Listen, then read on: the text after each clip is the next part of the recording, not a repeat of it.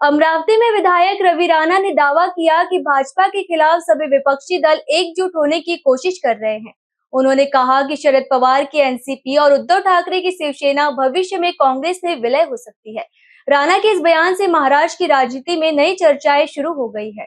अनेक पक्ष ज्या चर्चा सुरू आहे की राष्ट्रीय काँग्रेस पक्षामध्ये विलीन होणार, विपक्ष हा हळूहळू जो संपत चालला होता त्यांना आता एक लक्षात आलं की आपल्याला कळपामध्ये राहूनच आपलं भलं आहे आणि ते राष्ट्रीय काँग्रेसच्या कळपामध्ये जाण्यासाठी जसं शरद पवार साहेबांची एनसीपी जाण्यासाठी तयार आहे, त्याचप्रमाणे उबाटा जे शिवसेना आहे उद्धवजी ठाकरेंची त्याला सुद्धा विलीन करण्यासाठी संजय राजारामजी राऊत यांचा पूर्ण प्रयत्न सुरू आहे।